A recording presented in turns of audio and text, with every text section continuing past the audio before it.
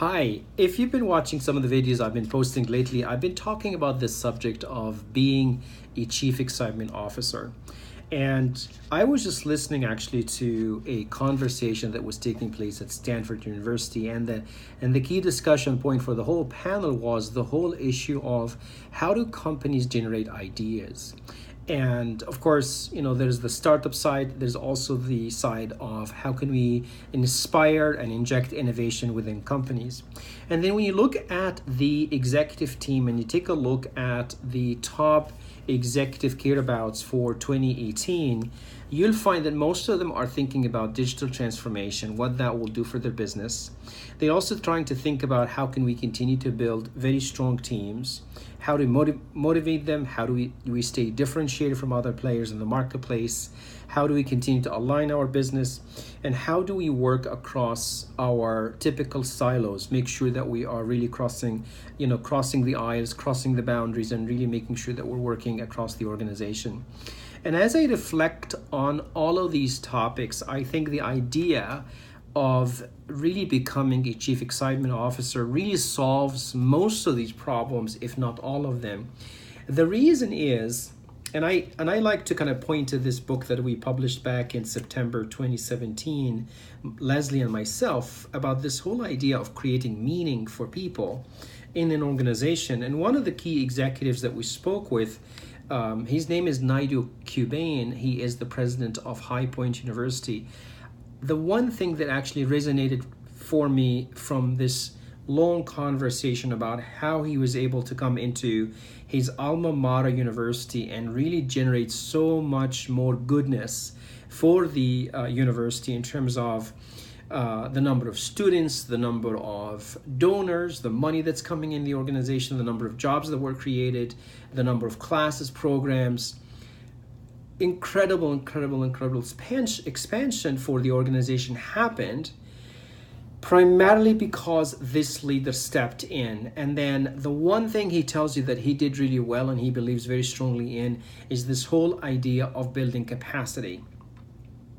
And when I thought about it, it really comes down to, are you able to identify people within the organization that you can help develop? But much more importantly, in my mind, you have to give them a context for growing. And I do not think there's anything greater than you coming to them and telling them about this amazing future that the organization will be in. And you are actually able to motivate them, help them come together as a team. Remember those 2017 challenges? You can remember each one of those challenges, whether what you want is to make sure you have a top-notch team, you want to make sure they are motivated, you want to make sure that you achieve differentiation, alignment, working across boundaries.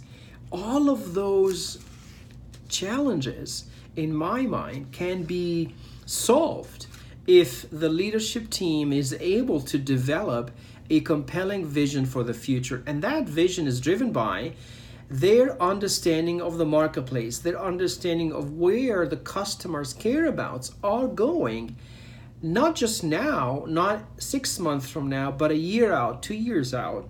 And then looking at digitization and other levers that you can use to develop the organization, then you come back and you talk about this widely amazing goal, right? You can call it a BHAG, or you can call it a WIG if you follow Stephen Covey. At the very end of the day, you really want to come back and be so God darn it excited about that future and talk to them about it and tell them, here's what's going to happen. Here's what I see happening. And then we use the tension index that I talked with you about before.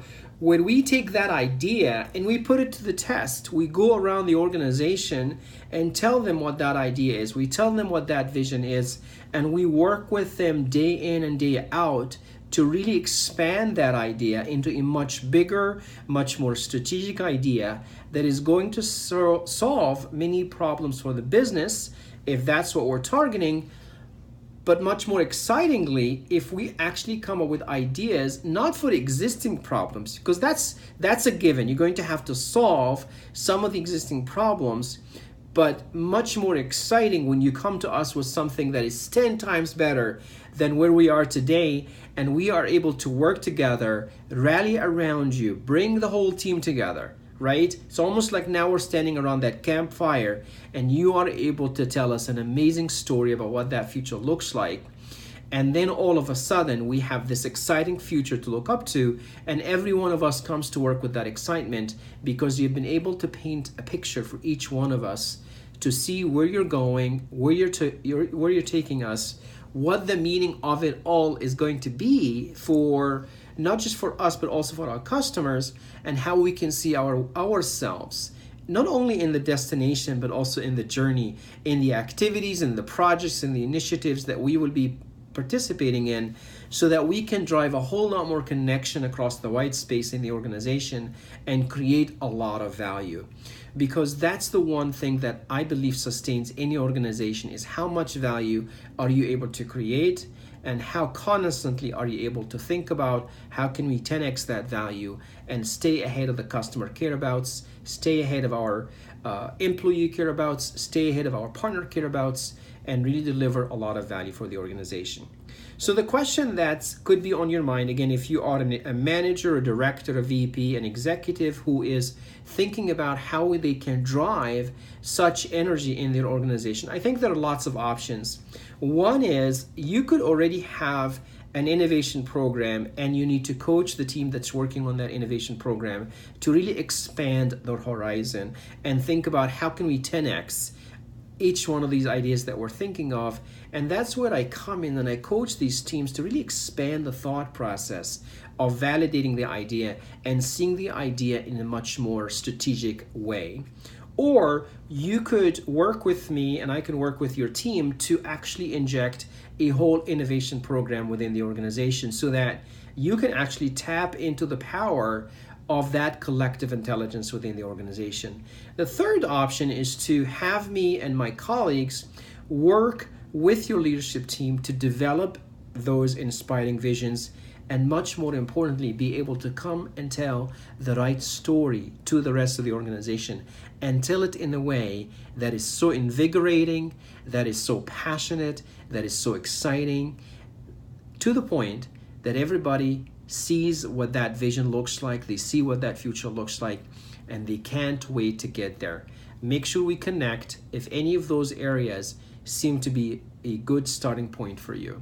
I look forward to speaking with you.